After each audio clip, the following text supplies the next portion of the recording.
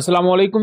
Welcome to Emrad. दोस्तों, बात आज हम करने जा रहे हैं सोशल मीडिया पर उठती हुई कुछ नई चहमगोइयों के हवाले से। ये नई चहमगोइयां इस बारे में हैं कि इंडिया JF-17 थंडर के इंजन को खुद अपने मुल्क में बनाने वाला है, और इस पस मंजर में ये कहा जा रहा है कि इन तमाम चीजों के चलते इंडिया पाकिस्तान के लिए RD-93 इंजन की जो फराहमी है उसे कैंसिल कर सकता है, उसे रोक सकता है, जिसकी वजह से JF-17 का पूरा प्रोग्राम खतरे में आ सकता है।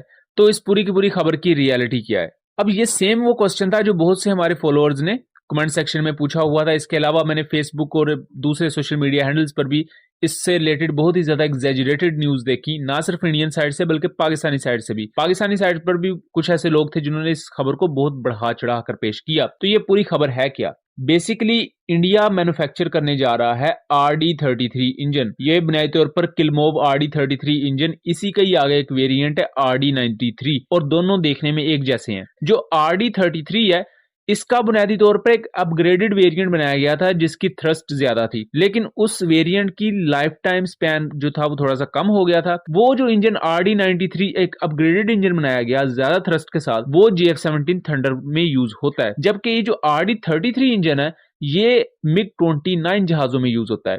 सो इंडियन एयरफोर्स और इंडियन नेवी एक बड़ी तादाद में MiG-29 एयरक्राफ्ट इस्तेमाल करती हैं, जबकि पाकिस्तान यूज करता है JF-17 थंडर। सो दोनों के इंजन वैसे बेसलाइन तो सेम ही है, लेकिन दोनों डिफरेंट वेरिएंट्स को यूज करते हैं। पहली बात तो ये, इंडिया मैन्युफैक्चर करने जा रहा है RD-33 इंजन जो कि इंडिया के MiG-29 में यूज होते हैं, और इनका पाकिस्तान के RD-93 इंजन के साथ कोई लेना देना है ही नहीं। और यहां अगर हम इस इंडियन वेबसाइट को भी देखें, यूरेशियन टाइम, तो ये कहती है कि RD-33 engine that power Pakistan JF-17 thunder to be manufactured in India. तो ये उनकी स्टेटमेंट ही गलत है। बुनियादी तौर पर RD-33 JF-17 में यूज ही नहीं होता। सो इस बुनियाद पर एक बहुत ही ज्यादा मिसकंसेप्शन सोशल मीडिया पर पाई जा रही है कि कोई इसकी वजह से इंजन बंद हो जाएंगे। ऐसा कुछ भी नहीं है। एंड फ्यूचर में रशियन RD-93 इंजन वैसे ही पाकिस्तान खत्म करने जा रहा है। इनकी जगह आएंगे चाइनीज WS-13E इंजन, जिनकी थ्रस्ट काफी ज्यादा है इन RD-93 इंजन से। अब बुनियादी तौर पर इससे पहले पाकिस्तान के पास RD-93 इंजन की ओवरहॉलिंग फैसिलिटी मौजूद है PAF बेस फैसल कराची में, और सेम एज इंडिया के पास भी RD-33 इंजन की ओवरहॉलिंग एंड मेंटेनेंस फैसिलिटी मौजूद है, और यहाँ ये दोनों कंट्रीज अपना काम करते आ रहे हैं। और ये जो RD-33 इंजन है इसके लिए इंडिया ने मार्च 2024 में रशिया के साथ मुआहदा किया है, जिसकी मालियत है $650 मिलियन, और इसके तहत इंडिया इनको मैन्युफैक्चर अपने मुल्क में करेगा, क्योंकि तकरीबन 60 से 70 के दरमियान MiG-29 UPG एयरक्राफ्ट इस्तेमाल करती है इंडियन एयरफोर्स, जबकि 40 के करीब MiG-29 के एयरक्राफ्ट इंडियन नेवी इस्तेमाल करती है। तो मिला जुलाकर ये 100 से ज्यादा MiG-29 एयरक्राफ्ट इंडियन मिलिट्री का हिस्सा है, और ये बहुत ज्यादा क्रूशियल पार्ट है इंडियन एयरफोर्स के लिए भी और इंडियन नेवी के लिए भी। किसी भी किस्म की डॉक्ट्राइन को अगर उठाया जाए इंडिया की, तो उसमें MiG-29 एयरक्राफ्ट बहुत ही ज्यादा अहम किरदार अदा करते हुए नजर आते हैं। और अब इंडिया को क्यों यकदम याद आया कि हमें इन RD-33 इंजन को अपने मुल्क में बनाना चाहिए, उसकी एक रीजन है, क्योंकि आने वाले वक्त में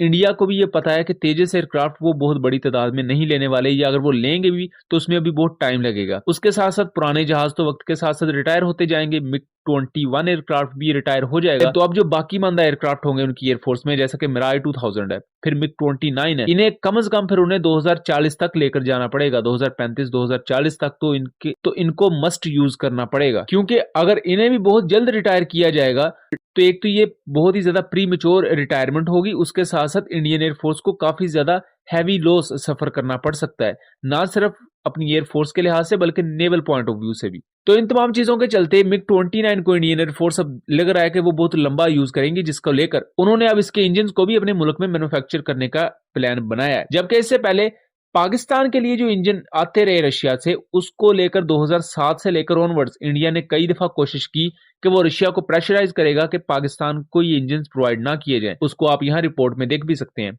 इंडिया ने बहुत सी ऑब्जेक्शंस रेज की थी। पहला तो कि किलमोब RD-93 इंजन JF-17 थंडर को क्यों दिया जा रहा है। उसके बाद जब 4 Mi-35 हेलीकॉप्टर पाकिस्तान ने रशिया से लिए, उस पर भी इंडिया ने काफी ज्यादा ऑब्जेक्शंस रेज की थी। लेकिन बात यह थी कि उन ऑब्जेक्शंस के पीछे कोई चूंकि सबूत नहीं थे, या मैं यूं कहूं जो इंडिया दावे कर रहा था उसमें वजन नहीं था, तो रशिया ने उन चीजों को कंसीडर नहीं किया था। 2015 में भी ये चीज काफी ज्यादा वायरल हुई, या काफी ज्यादा सोशल मीडिया पर उठी, खबरों की जीनत बनी कि इंडिया प्रेशराइज करके रशिया को रोक सकता है कि वो चाइना और पाकिस्तान को ये इंजन ना दे। बट 2015 में पाकिस्तान ने कंफर्म किया कि पाकिस्तान RD-93 इंजन की परफॉर्मेंस से खुश है, और ये इंजन अच्छा परफॉर्म कर रहा है और इसी के साथ ही JF-17 के प्रोजेक्ट को आगे लेकर चलेगा और ये चीज वक्त के साथ साथ साबित भी हुई।